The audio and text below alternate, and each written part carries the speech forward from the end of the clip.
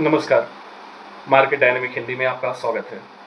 आज बहुत इम्पोर्टेंट बात करने वाले हैं स्मॉल कैप इन्वेस्टिंग के बारे में। माइक्रो कैप में इन्वेस्ट करने के लिए क्या पैरामीटर्स ज़रूरी होते हैं। अ, वैसे तो बहुत सारे पैरामीटर्स हैं जिस पे बात करने के लिए बहुत सारा टाइम लगेगा, लेकिन मैं आपको कुछ मैंने 6 मैंने पैरामीटर्स जो बनाए हैं स्मॉल कैप या फिर माइक्रो कैप इन्वेस्टमेंट के लिए। सबसे पहले तो हम बात करेंगे कि माइक्रो कैप इन्वेस्टमेंट क्यों ज़रूरी होता है। तो माइक्रो कैप इन्वेस्टमेंट ज़रूरी होता है इसलिए क्योंकि जो बड़ा पैसा बनता है वो यहीं पे बनता है। रीज़न साफ है कि अगर सपोज़ दैट आज मैं एचडीएफसी बैंक को लेता हूँ, तो कुछ इनका 12-13 लाख करोड़ का कुछ मार्केट कैप रहेगा। टीसीएस ले लेता हूँ, आज चलो डाउनफॉल में है अपने टीसीएस, लेकिन इनका भी एक मार्केट कैप लगभग 8 लाख 9 लाख करोड़ रहेगा। तो अगर यहाँ से ये कंपनी को मैं बोलूँ यहाँ पे मैं पैसे लगा के मेरे पैसे 50 गुना हो जाएंगे, 20 गुना हो जाएंगे, 30 गुना हो जाएंगे, तो ये पूरी गारंटी है कि एकदम से इम्पॉसिबल है इतनी जल्दी, क्योंकि इतना बड़ा साइज हो गया है इन कंपनियों का कि पॉसिबल ही नहीं है कि ये इतना ज़्यादा हो, मतलब बढ़ सके। क्योंकि क्या होता है कि जैसे एक छोटा बच्चा आप उस पर अगर पैसे लगाते हैं, तो वो छोटा बच्चा जो आज 4 किलो का है, वो बढ़ के आप ऐसा समझ लीजिए कि वो 2 कुंटल का भी हो सकता है, 1.5 कुंटल का हो सकता है, 1 कुंटल का भी हो सकता है। वेटेज की मैं बात कर रहा हूँ, पता नहीं मैं जो तरीके से बता रहा हूँ आपको समझ में आ रहा होगा मैं कहना क्या चाहता हूँ।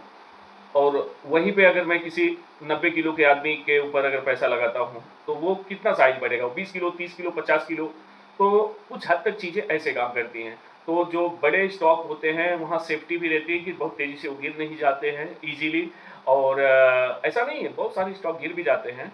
और कुछ स्टॉक होते हैं जो कि पैसा भी काफ़ी अच्छा बना लेते हैं। जैसे अभी एयरटेल था, एयरटेल काफ़ी दिनों से एक लार्ज कैप है, लेकिन काफ़ी पैसा बना के दिया है उसने। लेकिन ये बहुत ज़्यादा नहीं है ऐसी कहानियाँ।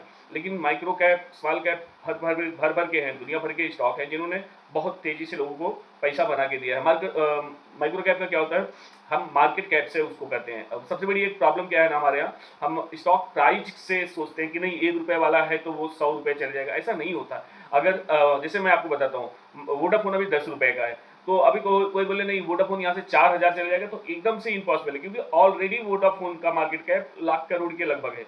तो लाख करोड़ का के लगभग है। अगर ये कल एयरटेल को भी बीट करता है, तो भी यहाँ से बहुत जाएगा तो 10-12 गुना, जो कि आपको भी मालूम है इसे कंडीशन बिल्कुल भी नहीं है कि ये एयरटेल को बीट कर सकता है। तो अब उसी जगह पे कोई माइक्रो कैप कंपनी है जिसका भाव 1500 रुपए भी एक स्टॉक का होगा, लेकिन उसका मार्केट कैप जो है वो मुश्किल से 200 करोड़ 300 करोड़ है। तो मार्केट कैप बढ़ता है, स्टॉक का प्राइस का तो कैसा है कि वो शेयर कितने टुकड़ों में बटा हुआ है। समझ लो कि एक कंपनी है 1 लाख रुपए की, पूरा मार्केट कैप उसका 1 लाख ही है। अगर उसको मैं 100 शेयर में डिवाइड करूंगा तो एक एक शेयर उसका 1-1 हज़ार का होगा। उसको मैं अगर 1000 शेयर में डिवाइड कर दूंगा तो उसका एक एक शेयर 100-100 रुपए का, कुछ इस तरह से ये चीज़ें काम करती हैं। तो जो बहुत ज़्यादा शेयर में बटी हुई कंपनियां हैं उनके रेट उसी हिसाब से कम या ज़्यादा होते हैं। तो इसका मार्केट कैप से कोई लेना देना नहीं। तो माइक्रो कैप की जो मैं बात करूँ, एक्चुअली मैंने देखा है कि काफ़ी लोग, यहाँ तक पुराने लोग जो 20 साल से 15 साल से मार्केट में है, वो मार्केट स्टडी नहीं करते, वो लोग भी ये गलतियां करते हैं। वो सोचते हैं कि नहीं 50 पैसे का स्टॉक, 1 रुपए का स्टॉक, 2 रुपए का स्टॉक लेके मैं पैसा बना लूंगा। तो इजीली ऐसा होता नहीं है, वो मार्केट कैप से होता है। वो चाहे 1 रुपए का हो चाहे 100 रुपए का हो, स्टॉक प्राइस मैटर नहीं करता। आपको अगर 10,000 का स्टॉक खरीदना है तो आप 10,000 का एक ही स्टॉक खरीदो, या 1,000 1 रुपए वाले 10,000 स्टॉक खरीदो। आपकी पूरी जो पैसा आपका बनने का जो चांसेस है वो कंपनी के मार्केट कैप, उसका ग्रोथ उसी पे डिपेंड करता है, ना कि आपके स्टॉक प्राइस पे। तो हम पहला बात किया हमने कि स्टॉक प्राइस मैटर नहीं करता है, मार्केट कैप मैटर करता है। अगर आप माइक्रो कैप में जा रहे हैं तो बिल्कुल भी आप सस्ता स्टॉक देख के पैसा मत लगाइए। और दूसरा एक प्रॉब्लम है कि माइक्रो कैप बिजनेसेस जो होते हैं ना, हाईली कॉम्पिटिटिव होते हैं। ये क्योंकि अभी आप ऐसा समझ लीजिए, छोटी दुकान या एक छोटा बिजनेस को किसी भी अ,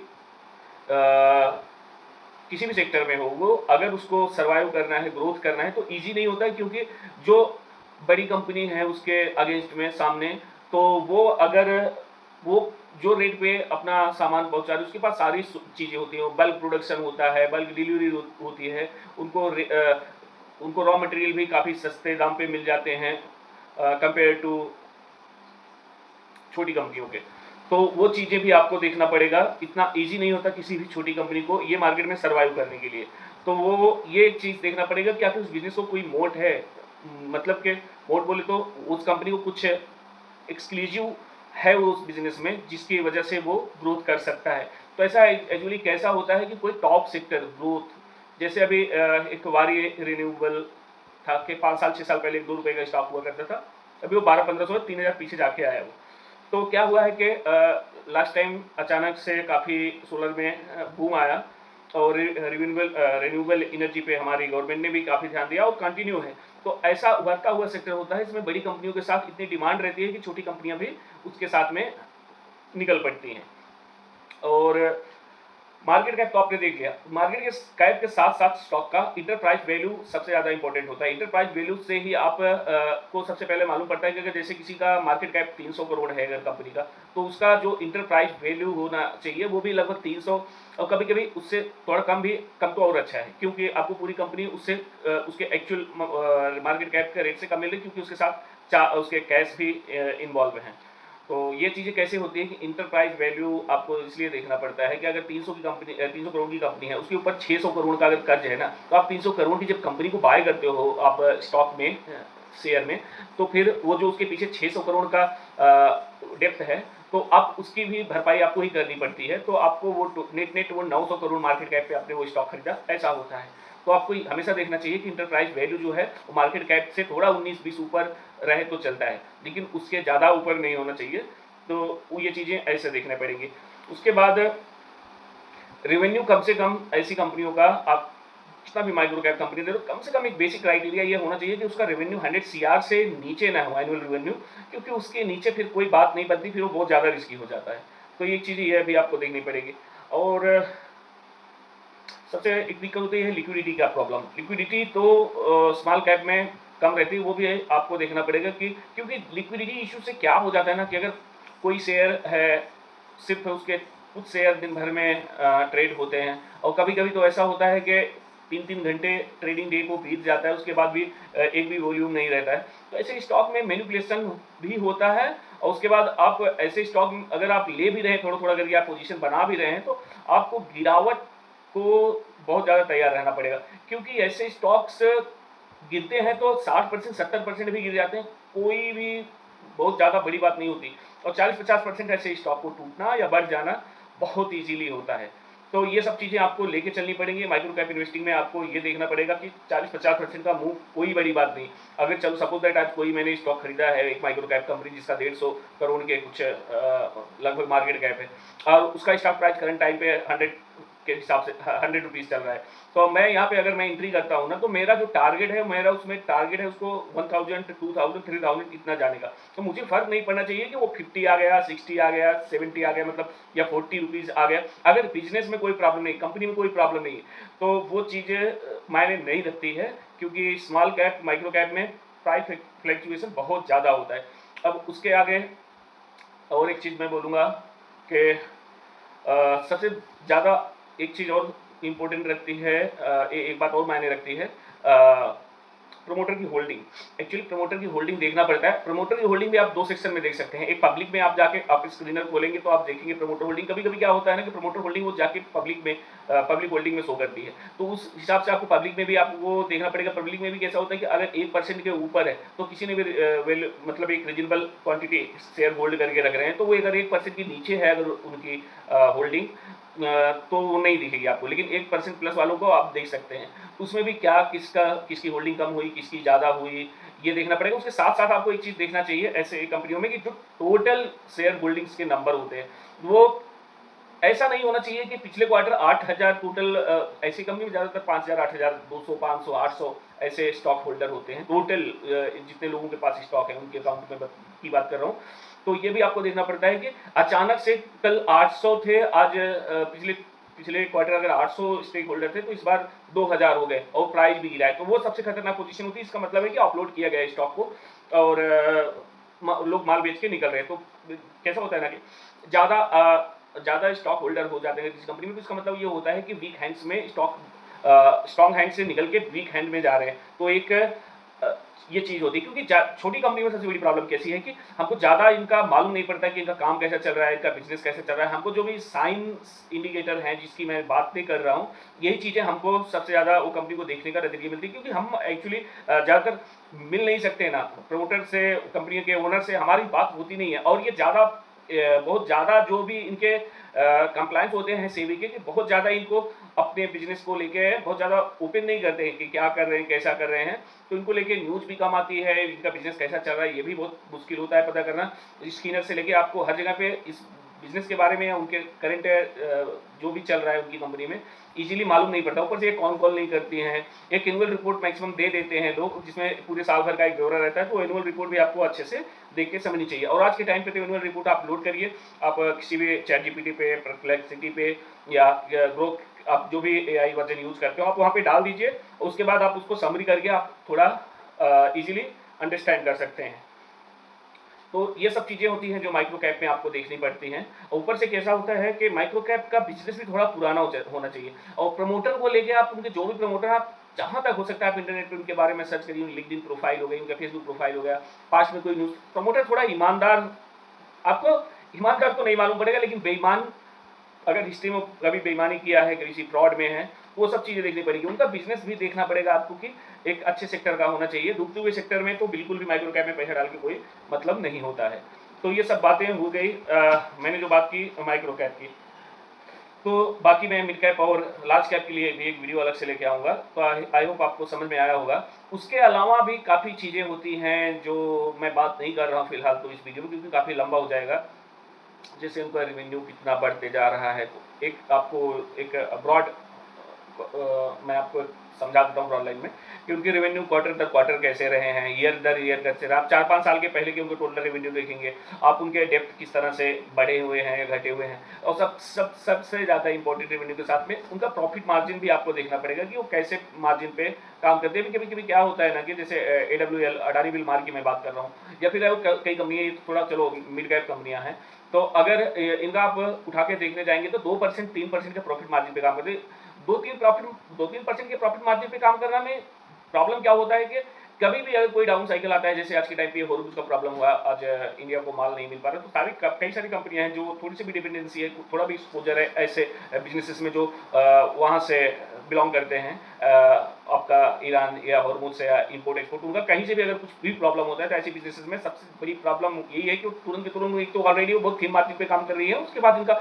अगर जरा सा भी थोड़ा बिजनेस ऊंच नीच हुआ तो इनका सीधा लॉस में आ जाती है कंपनी। अब लॉस में आ जाने के पीछे भी आपको ये देखना पड़ेगा। मैं एक चीज देखता हूँ हमेशा, अगर कंपनी का मार्जिन बेटर है तो वो थोड़ा हार्ड डेप्थ भी है कंपनी, तो वो उसको आराम से सर्वाइव कर पाएगी। लेकिन अगर थिन मार्जिन पे कंपनी काम करती है और कोई भी ऐसे सिचुएशन होती है जिसमें कि कंपनी को उसका, चलो उसकी कंपनी में कोई प्रॉब्लम हो गई, कहीं कोई उसका किसी कंपनी में आग लग गई, या फिर उसके रॉ मटेरियल किसी के प्राइस एकदम से बूम कर गया, या फिर हाईली कोई कंपटीशन अचानक से बढ़ गया, वो चीज़ भी आपको देखनी पड़ेगी। उसके अलावा जहाँ तक हो सके आप हमेशा टॉप ग्रोइंग कंपनी देखिए, उसके सेक्टर को आप पूरा उस सेक्टर में 8-10 कंपनियों को एक साथ में रखिए। आप जिस भी माइक्रो कैप में इन्वेस्ट कर रहे हैं उस सेक्टर में काम करने वाली और 8-10 कंपनियों को आप देखिए, चाहे वो लार्ज कैप हो चाहे वो मिड कैप हो, उसमें भी आप ये कंपेयर करिए कि बाकी और जितनी कंपनियां हैं उसके अगेंस्ट में मेरी कंपनी जिसकी मैं बात कर रहा हूँ, जिसको मैं देख रहा हूँ, वो कंपनी ग्रोथ कैसी कर रही है। अब पता चला कोई कंपनी है, जैसे मैं बोलता हूँ चलो वारी रिन्यूएबल, अभी ये करंट है इसका 12-15 हज़ार करोड़ का कुछ मार्केट कैप होगा। अब नया कोई अगर मैं सोलर बिजनेस का अगर कोई एक स्टॉक में माइक्रो कैप ले रहा हूँ, तो मैं इसको कंपेयर करूंगा कि अगर वायरी ने 30% से ग्रोथ किया और मेरा माइक्रो कैप मेरा 15% से ग्रोथ किया, तो मेरा कोई मतलब ही नहीं है। मेरा ग्रोथ तो होना चाहिए एटलीस्ट मेरा उसकी टक्कर का ग्रोथ रहे या उससे बेटर ग्रोथ रहे। तो इतना ईजी नहीं होता है कि कोई मल्टीबैगर ढूंढना बहुत लंबा प्रोसेस है। उसके बाद भी आप 10 स्टॉक देखेंगे तो 3-4 आपके अच्छा आपकी किस्मत रही तो और भी आपको पैसा बना के देने वाले हैं। तो कुल मिला के माइक्रो कैप का यही सीन है। और अब करंट मार्केट पे थोड़ा बात करेंगे। अभी जो मेरा व्यू है, अभी मार्केट कैसा चल रहा है, मार्केट का तो कहीं जाता नहीं दिख रहा है। और जो थोड़ा बहुत पैसा बीच में भी एक महीना थोड़ा सा एक पुल बैक आया, बना पैसा, लेकिन उसके बाद भी काफ़ी अनसर्टनिटीज़ हैं, काफ़ी ज़्यादा प्रॉब्लम्स हैं क्रूड ऑयल को लेके। लेकिन ऐसा नहीं है कि क्रूड ऑयल यहीं टिकने वाला है। महीना, 2 महीना, 3 महीना, कितना टाइम जाएगा। तो जब तक एक एक्यूमुलेशन जोन बना हुआ है मेरे हिसाब से, आप धीरे धीरे करके सही टाइम पे स्टॉक्स खरीदते रहेंगे तो बेटर रहेगा। और कुछ लोग पूछते हैं ये स्टॉक वो स्टॉक, एक्चुअली मैं कभी स्टॉक का नाम बता ही नहीं सकता हूँ। क्यों नहीं बता सकता हूँ, उसके 2-3 रीज़न है। अभी एक्चुअली कुछ दिन पहले मेरा एक फ्रेंड थे, कॉल किया उन्होंने, उनको कैसे मालूम पड़ा कि चलो मैं स्टॉक मार्केट में काम करता हूँ, तो एक्चुअली मेरे भाई के फ्रेंड थे, तो उनसे नंबर लेके मुझे कॉल किया, पूछा कि भैया क्या करूं कि मैं ये स्टॉक एक लिया है, कौन सा तो स्टॉक उन्होंने बताया था, हुडको आई थिंक, या 187 कुछ चल रहा था वो प्राइस। उन्होंने बोला कि मैंने ये स्टॉक लिया है, क्या करूं? अब चलो क्लोज में है तो मैंने जो था मेरे हिसाब से मैंने को क्या बोल सकता था, मैंने बोला कि भाई आपने कभी स्टॉक में इन्वेस्टिंग की है, रिसर्च किया है, ये सब कुछ पूछने के बाद बोलते नहीं मेरे को कुछ नहीं मालूम, बस मेरे को थोड़ा बहुत इधर उधर देखा हूँ, बस मेरे को ये स्टॉक अच्छा लगा तो आप अभी मैं आगे बढ़ना चाहता हूँ। तो मैंने कहा कि भाई ठीक है, अगर आपको आपने कुछ नहीं किया तो सबसे पहले आप एक काम करो कि आप टोटल पैसे निकाल के बेच दो ये स्टॉक। मैंने ये देख के नहीं कि उसको खराब कंपनी है, उसको अच्छी कंपनी, मैंने इसलिए बोला कि भाई तुम अभी फंस जाओगे क्योंकि तुमने कोई रिसर्च नहीं किया है। तो बेशक वो स्टॉक अच्छा हो बुरा हो मायने नहीं रखता, लेकिन मेरा प्रोसेस क्या कहता है, मेरा प्रोसेस कहता है कि अगर मैंने अनजाने में या फिर ऐसा बिना सोचे समझे कोई स्टॉक ले लिया तो उसका रखने का कोई मतलब नहीं होता, क्योंकि वहां से स्टॉक 10-15% 20% बढ़ भी गया तो बंदा सोचता रहेगा। लेकिन मेरे कहने का ये मतलब नहीं था, मेरा यही कहने का मतलब जो चीज़ आपको नहीं मालूम है वहां पे हाथ मत डालो, चाहे वो वहां से कहीं भी चली जाए। मैं उसको देख के थोड़ा ना बोला, मैं तो उसको ट्रैक भी नहीं करता था बिजनेस को कि वो क्या कर रहा है कैसे नहीं करता। इतना मालूम है कि उनको एक गवर्नमेंट रिलेटेड कंपनी है कि कुछ उनका होम सेक्टर में है, आवास वगैरह में उनका कुछ एक्सपोजर रहेगा, तो इतना ज़्यादा मैं उसको ट्रैक भी नहीं करता हूँ। तो मेरा बस इतना ही मतलब था कि भाई जिस बिजनेस को मैं ट्रैक नहीं करता हूँ और तुम खुद अभी कैपेबल नहीं उसको ट्रैक करने के लिए, तो उस बिजनेस में हाथ क्यों डालना, वो कहीं भी जाने दो, तुम निकलो वहां से, सीधी सी बात है। पहले तुम अपना मोस्ट जितना हो सकता है उतना पैसा आप म्यूचुअल फंड में डालो। अब म्यूचुअल फंड से 5%, 2%, 8% पैसा स्टार्ट करो निकाल के। तो भाई बिना पैसे के भी इंटरेस्ट नहीं होता कि मैं कॉपी में रोज लिखते बैठूँ स्टॉक का। शुरू में तो ऐसा बिल्कुल नहीं होता। आज के डेट में हम लोग 200-250 स्टॉक को वॉच लिस्ट रखते हैं, उनके रिजल्ट कैसे आए, उनका काम कैसे चल रहा है, अपडेट्स क्या आ रहे हैं कंपनी को लेके, स्टॉक कर कैसा रहा है। लगभग 200-250 स्टॉक को ट्रैक करता हूँ करंट टाइम पे। अब उसमें से कोई जो मुझे बेटर लगता है तो मैंने चलो ले लिया। तो मैं पहला मेरे को क्या देखना है, पहले मैं कोई भी स्टॉक परचेज करने से पहले मेरे को सिर्फ एक ही चीज़ देखनी पड़ती है कि मैं स्टॉक को क्यों ना लूँ। मेरा बस यही रीजन रहता है, मैं उसकी सारी बुराइयां ढूंढ के निकालता हूँ, इसमें रेड फ्लैग्स क्या हो सकते हैं। मैं अच्छी चीज़ें तो मैं देखूंगा बाद में, मेरे को सबसे पहले स्टॉक में ना लेने की वजह ढूंढना पड़ता है। तो इतना आसान नहीं होता, उसके बाद भी काफ़ी स्ट्रगल होता है मार्केट में। तो बस कहने का ये मतलब था कि आपको अगर इन्वेस्टमेंट करना है तो आपको थोड़ा सोच समझ के करना चाहिए। अभी एक व्यूअर थे मेरे, उन्होंने बताया कि 37 कुछ स्टॉक है उनके पोर्टफोलियो में। अब बताइए 37 स्टॉक आप रख के बैठ जाओगे तो 12-15 स्टॉक तो मैनेज करना मुश्किल हो जाता है। ऊपर से कैसा होता है ना कि इतना ज़्यादा बंच आप स्टॉक आप बना लोगे, पूरा पोर्टफोलियो बना लोगे आप, तो उसके बाद पैसा बनेगा ही नहीं है, फिर पॉसिबल ही नहीं है। देखिए आपका जितना स्ट्रॉन्ग मार्केट पे आप हो, आप जितना जितना आपको पैसा बनाना है, मतलब कि अगर आपको अच्छा पैसा बनाना है तो फोकस रखना पड़ेगा। मैक्सिमम टू मैक्सिमम एक इन्वेस्टर के स्टॉक पोर्टफोलियो मेरे हिसाब से 12 से 15 स्टॉक काफ़ी हो जाए। तो वही बता रहा हूँ कि बहुत सारे स्टॉक रख के कोई मतलब नहीं है, और आपको देखना पड़ेगा कि एक दायरे में 12 से 15 स्टॉक का पोर्टफोलियो काफ़ी होता है। अब आप म्यूचुअल फंड के जैसा नहीं बन सकते। म्यूचुअल फंड का क्या मतलब है, उनको आपको नेट 10 से 12%, 15% रिटर्न देना है। चलो बुल केस सिनेरियो में आपको 25-30% भी दे देते हैं, या कुछ म्यूचुअल फंड बेशक बेटर करते भी हैं कि वो हमेशा से 20-22% का रिटर्न देते आ रहे हैं, तो वो बेटर हैं ही। लेकिन पास्ट का जैसा म्यूचुअल फंड ने करके दिया है, ज़रूरी नहीं है कि फ्यूचर में भी वैसा ही करे। तो वो सब चीज़ें देख के म्यूचुअल फंड में पैसा नहीं डाल सकते हैं हम। बाकी आप इन्वेस्टमेंट सीखना है, आपको कोई भी क्वेश्चन है जो आप मुझसे पूछ सकते हैं कमेंट सेक्शन में। डेफिनेटली मैं आपके क्वेश्चन को आपको कमेंट बॉक्स में ही मैं आंसर करने का ट्राई करूँगा। अगर समझ में आया तो मैं उस पर एक वीडियो करूँगा, ये शॉर्ट बनाऊँगा। फिर मिलते हैं नेक्स्ट वीडियो में। Thank you.